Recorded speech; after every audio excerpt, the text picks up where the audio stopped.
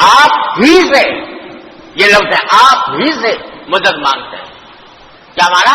کہ آپ کے سوا کسی سے نہیں مانگتے مدد. یہاں سوال یہ پیدا ہوتا ہے کہ ہم تو دنیا کے اپنے کاموں میں پتہ نہیں کن کن لوگوں سے مدد مانگتے ہیں. بیمار ہو گئے تو ڈاکٹر سے مدد مانگتے ہیں کہ بھئی ہمارا علاج کر دو. بے روزگار ہیں تو کسی آدمی سے مدد مانگتے ہیں کہ مجھے روزگار دلا دو.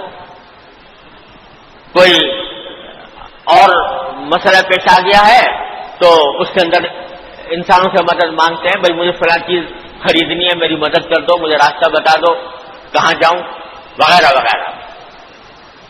تو دل میں خیال یہ ہو سکتا ہے کہ ہم تو دنیا میں پتہ نہیں کن کن سے مدد مانگتے رہتے ہیں دن رات. پھر یہ کیا بات ہے کہ ہم یہ بھی کہہ رہے ہیں اللہ تعالیٰ سے 5 وقت نماز میں کھڑے ہو کے کہہ رہے ہیں کہ اللہ ہم تیرے سوا کسی سے مدد نہیں مانگتے، حالانکہ مانگ رہے ہیں. تو خوب سمجھ لیجئے کہ یہاں جو فرمایا جا رہا ہے کہ ایاک نستعین، یہ ایک بہت عظیم حقیقت کا دھیان پیدا کرنے کے لیے فرمایا جا رہا ہے. وہ یہ کہ مدد اصل میں حقیقی مدد اسی سے مانگی جا سکتی ہے جو مدد کرنے کی پوری قدرت رکھتا ہو، پوری طاقت رکھتا ہو، قدرت رکھتا ہو، اس کے اختیار میں ہو، اس کی قدرت میں ہو کہ کسی دوسرے کی مدد کرتے. وہ مدد یہاں پر مراد ہے. تو لیکن ہم جو دنیا میں یہ مدد مانگتے رہتے ہیں نا، بیمار ہو گئے ڈاکٹر کے پاس چلے گئے مثلا، تو یہ مدد در حقیقت یہ بھی ایک سبب کا اختیار کرنا ہے جو اللہ تبارک و تعالیٰ نے اس کا خود حکم دیا ہے کہ بھئی بیمار ہو جاؤ تو علاج کرو. لیکن یہ اعتقاد ہر آن ہر لمحے دل میں ہونا چاہیے کہ ہم جا تو رہے ہیں ڈاکٹر کے پاس، اس لیے جا رہے ہیں کہ اللہ تعالیٰ نے فرمایا کہ بھئی علاج کرو، لیکن شفا دینا اس کا کام نہیں، شفا دینا اس کے اختیار میں نہیں، اس کی قدرت میں نہیں. ہم اس سے جا کر اس معنی میں مدد مانگ رہے ہیں کہ ایک اللہ نے اس کو سبب بنا دیا.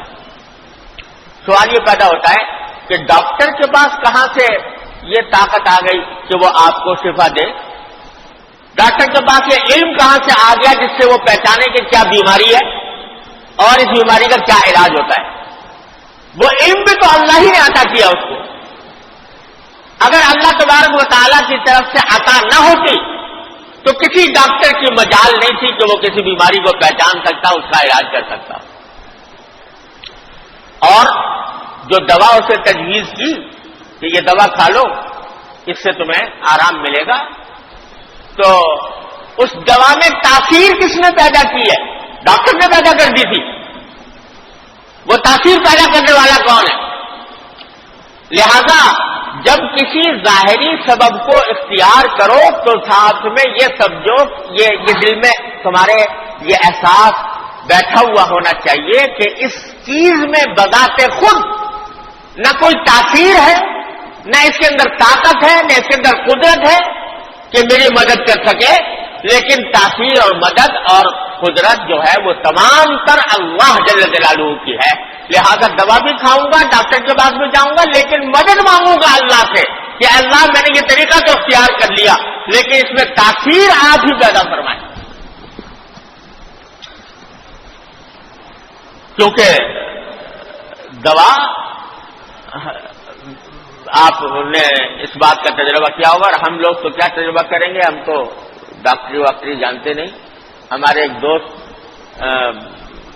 بڑے مشہور ڈاکٹر جنہوں نے ساری زندگی لوگوں کا علاج کیا، ہسپتال کے سربراہ رہے، وہ فرمایا کرتے تھے آخر میں، مجھے ان کا جملہ یاد رہتا ہے، فرمایا کرتے تھے کہ میری ساری زندگی کا تجربہ یہ ہے کہ جب دوا کسی مریض کے اندر، مریض کے جسم میں جاتی ہے تو کہیں اور پوچھتی ہے کہ کیا کروں، فائدہ کر دوں یا الٹی پڑ جاؤں. یہ کہیں اور پوچھتی ہے، جب وہاں سے جواب ملتا ہے تو اپنا کام کرتی ہے۔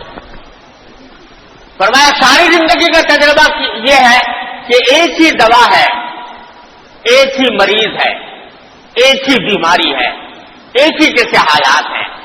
ایک وقت میں وہ دوا دی، فائدہ کر گئی، دوسری مرتبہ اسی بیماری میں اسی آدمی کو انہی کیفیات میں وہ دوا دی، مٹی ہو گئی، کچھ فائدہ نہ ہوا، بیماری دوں کے توں رہی، بڑھتی چلی گئی۔ تو فرماتے تھے کہ میری ساری زندگی کا تجربہ یہ ہے کہ یہ ساری دوائیں جتنی بھی ہیں یہ کہیں اور سے ان کا نظام چل رہا ہے، وہ پیٹ میں جانے کے بعد کہیں اور پوچھتی ہیں کہ یا اللہ میں کیا کروں، اس کا فائدہ کروں یا الٹا نقصان پہنچ دوں۔ تو اس لیے جو بھی سبب ہم اس دنیا میں اختیار کرتے ہیں وہ اس میں یہ سبب اختیار کرنا ہے، حقیقی مدد جو ہے وہ سوائے اللہ کے کسی اور سے نہیں مانگی جاتی۔ تو تنبیہ یہ کی جا رہی ہے کہ جب تم ان اسباب کو اختیار کرو تو ساتھ میں ذرا دھیان کر لیا کرو کہ یہ اسباب کچھ بھی نہیں ہے، جب تک کہ مسبب جو ان اسباب کا پیدا کرنے والا ہے، جس کے ہاتھ میں قدرت ہے، جس کے ہاتھ میں طاقت ہے، جب تک وہ تاثیر پیدا نہیں کر دے گا کچھ بھی نہیں ہوگا۔ لہذا مدد اصل میں اسی سے مانگنی ہے، دوا کرو اور مدد مانگو، یا اللہ دوا تو کھا رہا ہوں، اپنی رحمت سے اس کے اندر تاثیر پیدا فرماتی، یا اللہ باہر نکل تو رہا ہوں روزگار کی تلاش میں، لیکن اے اللہ آپ ہی اپنی رحمت سے مجھے روزگار عطا فرما دیجیے، یا اللہ تجارت کے لیے دکان کھول کر تو بیٹھا ہوں لیکن اس میں گاہک بھیجنا اور اس کے اندر نفع دینا یہ آپ کی قدرت میں ہے، اے اللہ آپ ہی عطا فرمائیے۔ لہذا یہ ساری مددیں جو ظاہر دنیا میں ہم مانگ رہے ہیں یہ محض اسباب ہیں، لیکن حقیقی مدد سوائے اللہ تبارک و تعالیٰ کے کسی اور سے نہیں مانگی جا سکتی۔ کبھی یہ اعتقاد نہ کرنا کہ اس دوا میں تاثیر ہے، اس سبب میں تاثیر ہے، تاثیر اللہ کی دی ہوئی ہے، جب تک کہ اللہ تبارک و تعالیٰ عطا نہیں فرمائیں گے اس وقت تک کبھی تاثیر پیدا نہیں ہوگی۔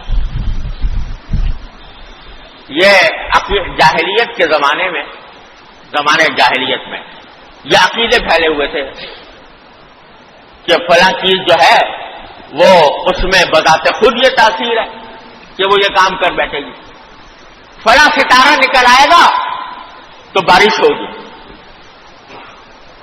تو یہ ان کے ہاں ایک عقیدہ تھا کہ فلاں ستارہ جس وقت نکلے گا تو بارش ہوگی، اور بارش جو ہے وہ براہ راست اس ستارے سے وابستہ ہے، وہ ستارہ ہے جو بارش بھیجتا ہے۔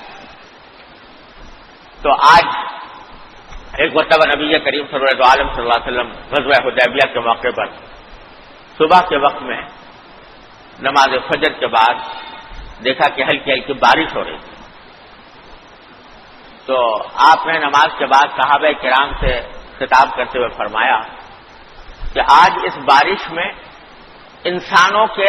ہمارے انسانوں کے دو فریق ہو گئے ہیں، یعنی ایک فریق وہ ہے جو یہ کہتا ہے کہ ہمیں بارش ستارے نے دی، اور ایک فریق وہ ہے جو یہ کہتا ہے کہ ہمیں تو بارش اللہ نے اپنی رحمت سے عطا فرمائی۔ تو بارش سے دونوں فائدہ اٹھا رہے ہیں، لیکن پہلے والا جو ہے وہ اس بارش کے نتیجے میں کفر میں جا رہا ہے، شرک میں جا رہا ہے، کہہ رہا ہے کہ ستارے نے مجھے بارش دی، اور دوسرا فریق جو ہے وہ اللہ تبارک و تعالیٰ کی قدرت پر، اس کی رحمت پر ایمان لا رہا ہے، لہذا اس بارش کے نتیجے میں اس کے نام اعمال میں اضافہ ہو رہا ہے۔ تو جو کوئی بھی واقعہ پیش آئے تو مانگو، اللہ سے مانگو کہ یا اللہ آپ عطا فرمانے والے، جو ظاہری اسباب ہیں بے شک اختیار کر لو، لیکن دینے والا سوائے اللہ کے کوئی اور نہیں، ظاہری اسباب کو اختیار کر۔ اسی میں یہ پہلو بھی آتا ہے کہ ظاہری اسباب جو ہیں وہ زندوں سے تو اختیار کیے جا سکتے ہیں، کہ آدمی بیمار ہے ڈاکٹر کے پاس چلا گیا، اس سے دوا لے لی، ایک سبب اختیار کر لیا، لیکن جو دنیا سے جا چکے، کوئی ڈاکٹر مر گیا فرض کرو، بڑا ماہر اور بڑا حاذق طبیب تھا، ہزاروں لوگوں نے اس سے فائدہ اٹھایا، ہزاروں لوگوں نے علاج کیا، اللہ نے فائدہ عطا فرمایا، جب دنیا سے چلا گیا تو اب آپ اس سے مدد مانگو. اس سے کہو بھائی ڈاکٹر صاحب، فلاں ڈاکٹر صاحب میری بیماری کے لیے کوئی دوا کر دیجیے. تو یہ ہو نہیں سکتا اس واسطے کہ دنیا سے جا چکا. جب دنیا میں تھا تو اس کو سبب بنایا تھا اللہ تبارک و تعالیٰ نے، اور اس سے آپ مدد اس معنی میں مانگ سکتے تھے کہ بھائی ایک ظاہری سبب ہے اگرچہ تاثیر اللہ کی طرف سے. لیکن دنیا سے اٹھ جانے کے بعد، دنیا سے چلے جانے کے بعد پھر اس کا کوئی کردار دنیا میں باقی نہیں رہا، اس واسطے اسے نہیں مانگ سکتے.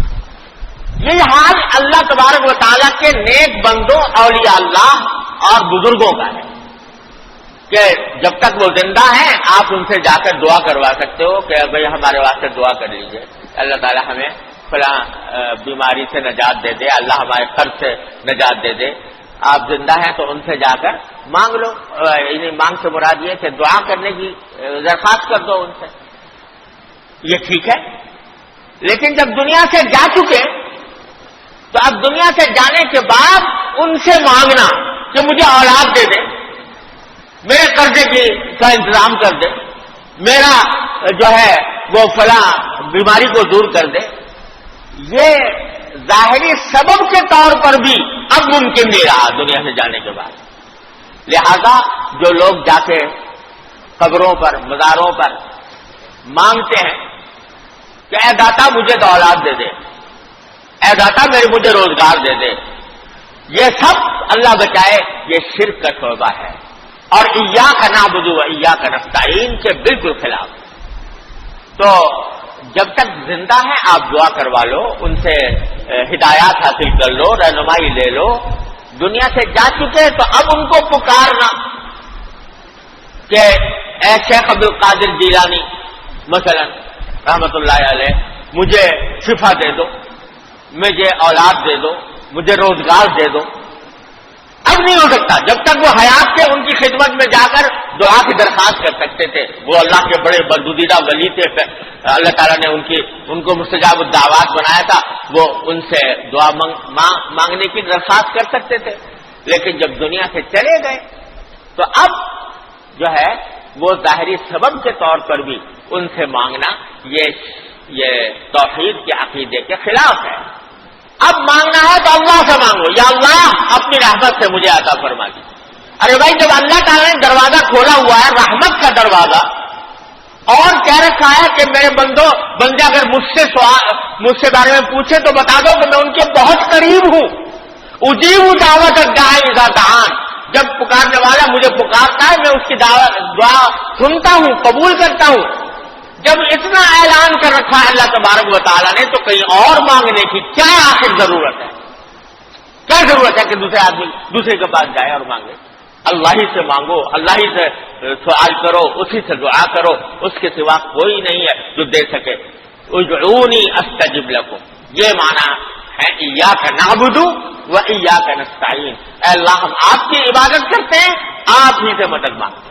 اللہ تبارک و تعالیٰ اپنے فضل و کرم سے، اپنی رحمت سے ہمیں اس ایاک نعبد و ایاک نستعین کے تقاضوں پر عمل کرنے کی توفیق عطا فرمائے. وآخر دعوانا الحمدللہ.